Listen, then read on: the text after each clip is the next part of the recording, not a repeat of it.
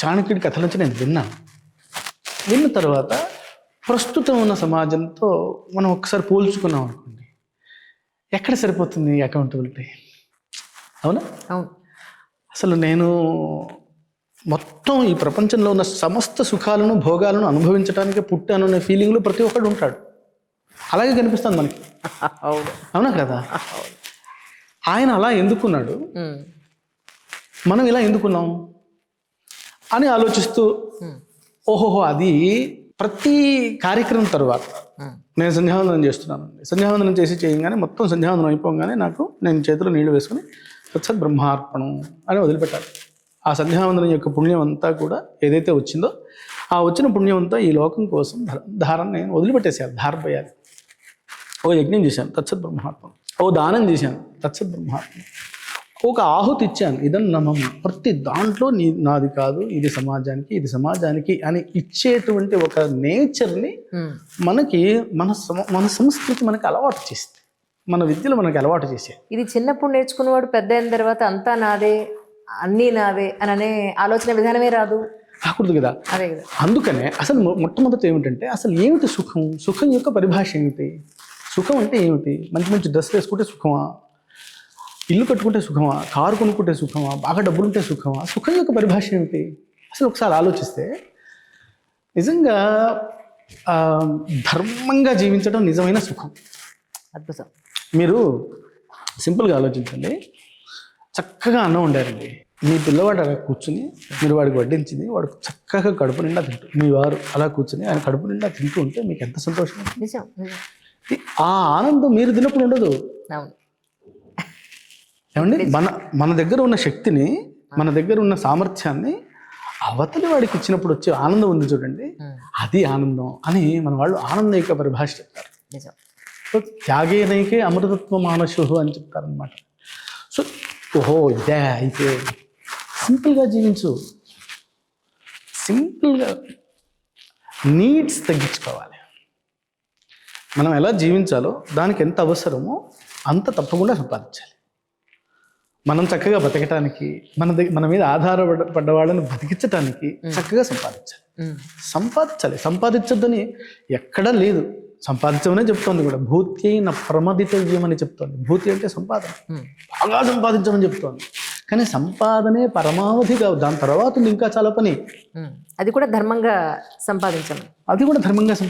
ధర్మంగా సంపాదించాలి, ధర్మంగా ఖర్చు పెట్టాలి. ఆ తర్వాత బోల్డని పురుషార్థాలు, ఇంకా ఆ తర్వాత సమాజ కళ్యాణం.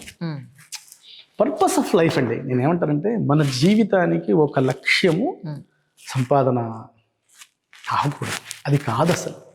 సో ఎప్పుడైతే మనం మన జీవన లక్ష్యం కోసం పనిచేయటం మొదలు పెడతామో అప్పుడు మనలో ఒక సంతోషం, అది ఒక ఉత్సాహం, ఒక ధైర్యం, ఒక వేగం మనలో వచ్చేస్తాయి. అలా బతకాలి అని అందరూ అలా బతికేవాళ్ళు కూడా. నేను ఒక కథ విన్నాను, మాట్లాడచ్చా? పర్లేదు? అయ్యో భలేవారే, తప్పకుండా. నేను ఒక కథ విన్నాను. భోజరాజు రాజ్యం చాలా పండితులతో కూడిన రాజ్యం అట. ఆ రాజు ఒకసారి అడవికి అలా వెళుతూ ఉంటే అడవి నుంచి ఓ ముసలావిడ పాపం కట్టెలు మోసుకొని వస్తుందట భారంగా. ఆయన అన్నట్ట భారం బాధతి కిమ్ అనేదో అన్నట్టు ఆయన పెద్దలు చెప్తుంటే విన్నాను ఇవన్నీ. అంటే అప్పుడు ఆవిడ అన్నదట, భారం నబాధతే భవతః భాషా బాధతే అన్నదట. భారం నన్ను బాధించట్లేదు, నీ భాషలోని వ్యాకరణ దోషం నన్ను బాధిస్తుంది అన్నదట. ఓకే, అంటే ఆవిడకి తెలుసు, చదువుకున్నది ఆమె, అంటే ఆవిడకి వ్యాకరణ దోషాలు అవన్నీ తెలుసు. కానీ జీవితం కోసం దాన్ని ఉపయోగించుకోవాలి అంటే నాకు వచ్చిన చదువునంతా నేను సంపాదించుకోవడానికి, కీర్తి ప్రతిష్టలు ఇచ్చుకోవడానికి కాదు, అది ఒక సరస్వతి వినోదం.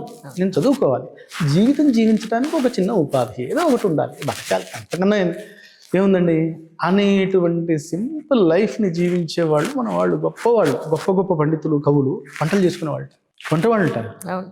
కాబట్టి నేనేమంటానంటే అండి, ఇప్పుడు ఏమిటి సక్సెస్ పరిభాష? బాగా సంపాదించిన వాడు బాగా సక్సెస్ఫుల్ పర్సన్ అని అనుకుంటున్నారు కదా. సో ఆ సక్సెస్ పర్సన్ అనే పరిభాషని మార్చాలి ఈరోజు సమాజంలో. తల్లిదండ్రులని చూసుకోవటం సక్సెస్. ఆ శ్రవణ కుమారుడు ఒక ఆయన ఉన్నాడు, ఆయన జీవితం మొత్తం అంతా తల్లిదండ్రుల్ని ఆవిడ మీద పెట్టుకుని తీర్థయాత్రలు సేవించడానికి పెట్టాడు ఆయన. ఓ అలా ఉండాలి కొడుకంటే అని అప్పట్లో అనుకున్నారు. ఇప్పుడు అలా అనుకున్నారు అనుకోండి, వాడికి తెలియదు, వాడిని బతకనివ్వరు ఫస్ట్. ఇంత యూజ్లెస్ ఫెల్లో ఏమిటి అనుకుంటారు. అవును. ఇదేమిటి వీడికి లోకం కూడా తెలియదే, వీడి కాలేజీకి వెళ్ళాలి, వీడు చదువుకోవాలి, వీడు పెళ్లి చేసుకోవాలి, వీడు సంపాదించాలి, వీడు ఏమిటి అనుకుంటారు కదా.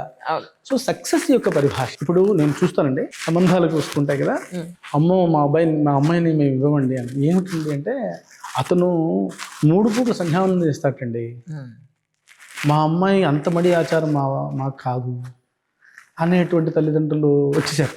నేనేమంటానంటే అసలు ఏమిటి మనం ఆలోచిస్తున్నాము, మనం ఎక్కడుండాలి, మనం ఎక్కడున్నాము, ఇలాంటివన్నీ ఆలోచనలండి. ఈ ఆలోచనలన్నింటికీ సమాధానంగా వ్యక్తి నిర్మాణం, ఆ వ్యక్తి నిర్మాణానికి వేదిక విద్యారణ్యం. మీరు మాట్లాడిన దాంట్లో నాకు 2 ప్రశ్నలు అండి. ఇందాక మనం సుఖం సంతోషం అని మాట్లాడుకున్నప్పుడు ఇప్పుడున్న మనం ఉన్న పరిస్థితికి చాలా యాప్ట్గా ఉంటుంది ఈ ప్రశ్న. అందుకని ఈ సంవత్సరం అయిపోతుంది, ఇంకొక 3-4 రోజుల్లో అందరూ న్యూ ఇయర్కి ఎంజాయ్ అన్న పేరుతో చాలా రకాలైన కార్యక్రమాలు వాళ్ళు చేస్తూ ఉంటారు. అసలు న్యూ ఇయర్కి చేయాల్సిన విధానం అంటే ఏంటి, చేయకూడని విధానాలు అంటే ఏంటి, అదొకటి. రెండోది, ఇప్పుడు మీరు అన్నారు సంధ్యావందనం 3 పూట్లా చేసుకుంటున్నారు. అసలు ఒక పూట చేసినా కూడా మా అమ్మాయి అంత పద్ధతిగా ఉండాలంటే కష్టం అండి. ఇవాళ రేపట్లో ఎవరు ఉంటున్నారండి, అలాగా కష్టం కదండి. ఈ మడి ఆచారాలు అంటే మరీ కష్టం అండి. నెలసరి వచ్చినప్పుడు కూర్చోవాలంటే అది ఇంకా కష్టం అండి. ఇవన్నీ కాదు, కాస్త ఎడ్యుకేటెడ్ అయ్యి ఉండి ఉద్యోగస్తులు అయి ఉంటే మా అమ్మాయిని ఇస్తామండి అనే పరిస్థితి ఉంది ప్రస్తుతానికైతే. దీన్ని ఎలా మీరు చూస్తున్నారు? అండ్ ఇంకొకటి ఏంటంటే, ఇక్కడ మీరు ఆ పద్ధతులన్నీ పాటిస్తున్నారా, ఇంకా అలా పాటించేవాళ్ళు మీకు దొరుకుతున్నారా నిజంగా? ఫస్ట్ అది తర్వాత ఒకటేమో సెలబ్రేషన్ యొక్క సొసైటీ మనది కాదు. మన సెలబ్రేషన్స్ అన్ని చాలా సమర్పణ భావంతో ఉంటాయి. ఒక పుట్టినరోజు చేసుకోవాలనుకోండి, ఆ రోజు మంగళ స్నానం చేయాలి, దేవతార్చన చేయాలి, ఆయుష్ హోమం చేసుకోవాలి. ఆయుష్ హోమం అంటే అర్థం ఏంటండి, దేవతలకి ఆహుతులు ఇవ్వాలి, అంటే ఇవ్వటమే. అందరికీ స్వీట్లు పంచాలి, అందరికీ నమస్కారాలు చేయాలి, అందరి ఆశీర్వాదం తీసుకోవాలి. మన సెలబ్రేషన్ యొక్క పరిభాష ఇది. అవును. ఇప్పుడు సెలబ్రేషన్స్ అంటే ఏమిటి నాకు తెలిసి, నేను చూస్తాను కదా, ముందు అందరినీ వదిలిపెట్టాలి, ఇంట్లోంచి వదిలిపెట్టి ఎక్కడికో వెళ్ళిపోవాలి. ఇంట్లో ఉన్న వాళ్ళందరినీ వదిలేయాలి, ఎక్కడికో వెళ్ళిపోయి ఏదేదో చేయాలి. అవన్నీ మరి తల్లిదండ్రులు ఎలా ఒప్పుకుంటారో తెలియదు, తెలిసి ఒప్పుకుంటారా, తెలియక ఒప్పుకుంటారా, తప్పనిసరి పరిస్థితుల్లో ఒప్పుకుంటారో కూడా తెలియదు నాకు. తెలియక చాలా వరకు జరుగుతాయి, కొన్ని తెలిసినా ఒప్పుకోవాల్సిన పరిస్థితులు ఉంటాయి. దానికి విశాల హృదయము, మోడర్న్ లైఫ్ లాంటి మాటలతో దాన్ని జస్టిఫై చేస్తూ ఉంటారు. సో ఒకసారి మనం అలాంటి దాన్ని మనం సెలబ్రేషన్గా మనం ఒప్పుకోము, దాన్ని పతనము అంటాం. అంటే ఏమిటి పతనం అంటే, ఏం చేస్తే మనం నిలబడతామో అది చెయ్యాలి, ఏం చేస్తే మనం పడిపోతామో అది చేయకూడదు.